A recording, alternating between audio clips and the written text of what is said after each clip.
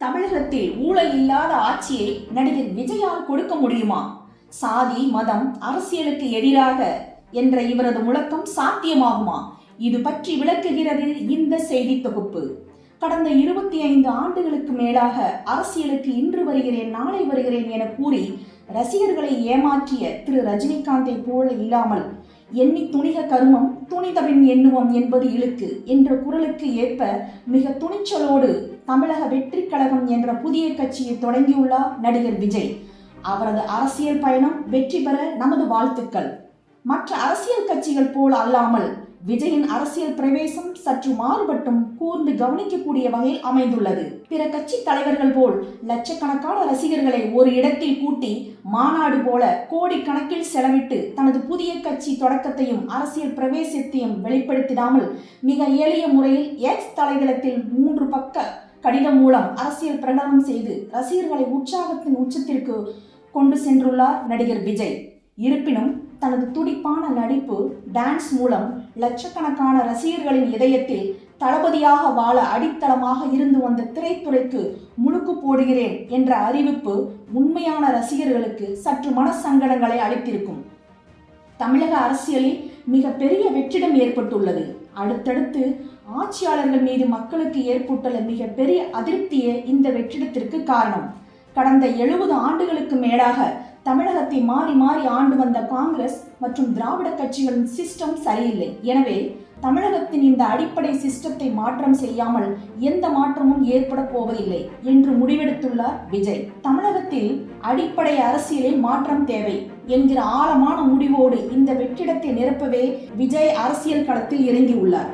2026இல் முதல்வர் வேட்பாளராக பாஜக தலைவர் திரு அண்ணாமலை, நாம் தமிழர் கட்சி தலைமை ஒருங்கிணைப்பாளர் திரு சீமான், பாட்டாளி மக்கள் கட்சி தலைவர் திரு அன்புமணி ராமதாஸ், மக்கள் நீதி மய்யம் கட்சியின் தலைவர் திரு கமல்ஹாசன் என பலர் தயாராகி வரும் நிலையில் இவர்களை சமாளிப்பது எப்படி என்ற கோணத்தில் திராவிட கட்சிகள் திட்டமிட்டு வரும் நிலையில் திரு ரஜினிகாந்த் போல பேச்சோடு இல்லாமல் சொன்னபடி திடீரென்று புதிய கட்சி தொடங்கி விஜயின் அதிரடி அரசியல் அறிவிப்பால் திராவிட கட்சிகள் அதிர்ச்சி அடைந்துள்ளனர். 2024 மக்களவை தேர்தல் என்ற மேகம் சூழத் தொடங்கி இருக்கும் இந்த நேரத்தில் தனது அரசியல் பிரவேசத்தை வெளிப்படுத்தியது மிக எளிதாக மக்களை சென்றடையும் என மாஸ்டர் பிளான் போட்டு சரியான நேரத்தில் தனது அரசியல் கட்சியை தொடங்கியுள்ளார்.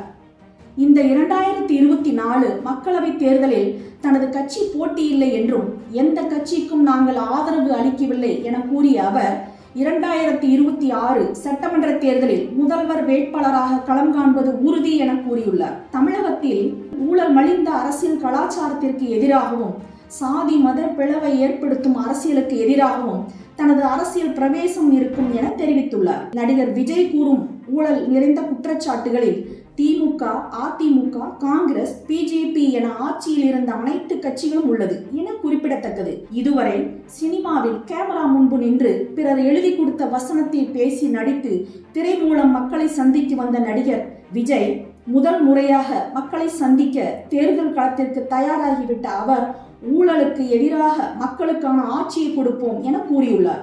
எங்கும் ஊழல், எதிலும் ஊழல் என ஊழல் புரையோடி கிடக்கும் தமிழகத்தில் ஊழல் இல்லாத ஆட்சியை நடிகர் விஜயால் கொடுக்க முடியுமா? அது சாத்தியமாகுமா என்ற கேள்வி அனைத்து அரசியல் விமர்சகர்கள் மத்தியில் எழுந்துள்ளது. ஊழலுக்கு எதிரான ஆட்சி அமைப்போம் என கூறுவது அரசியலுக்கு வருபவர்கள் அனைவரும் முன்வைக்கும் ஒரு பேச்சாகவே பார்க்க முடிகிறது.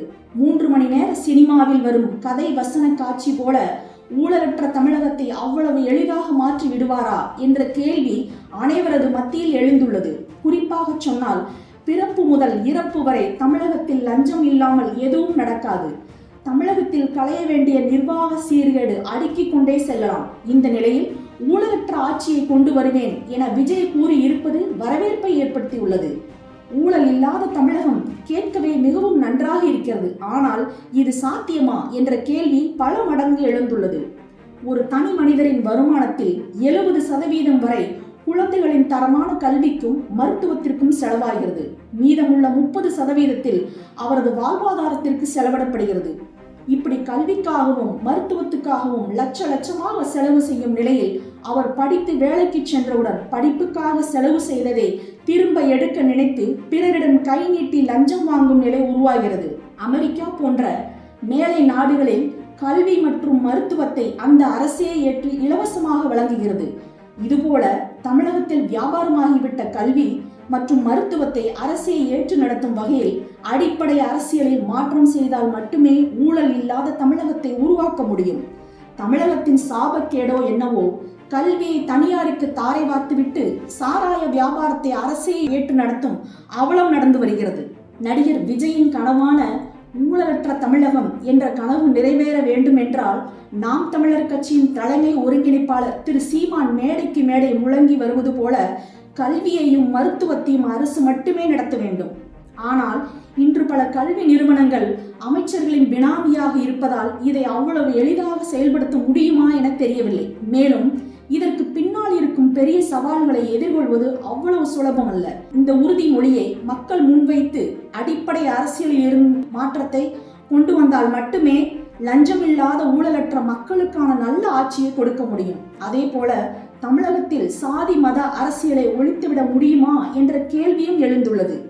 தமிழகத்தில் இன்று பல கட்சிகள் சாதி மதங்களை மட்டுமே நம்பியுள்ளது. சாதிகள் இல்லையடி பாப்பா என பாட்டு பாடி ஜாதிகளுக்கு எதிராக குரல் கொடுத்தார் பாரதியார்.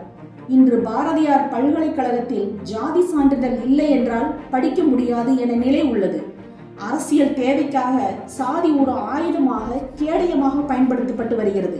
கடந்த சில நாட்களுக்கு முன்பு எந்த ஜாதியும் இல்லை என சான்று கோரிய வழக்கில் கூட நீதிமன்றம் ஜாதி இல்லை என சான்றிதழ் கொடுக்க முடியாது, இதனால் அரசு மூலம் தாழ்த்தப்பட்ட மக்களுக்கு கிடைக்கக்கூடிய சலுகைகள் பாதிக்கப்படும் என சாதி இல்லை என்ற சான்றிதழ் கொடுக்க முடியாது என நீதிமன்றம் மறுத்துவிட்டது. இந்த நிலையில் நடிகர் விஜய் என்ன மாதிரியான தாக்கத்தை ஏற்படுத்த போகிறார் என தெரியவில்லை. நடிகர் விஜய் தனது கட்சி கொள்கையில் எதற்கு முக்கியத்துவம் கொடுக்கிறார், என்ன மாதிரியான கொள்கைகளை முன்னெடுத்து செல்ல போகிறார் என்பதை பொறுத்திருந்துதான் பார்க்க வேண்டும்.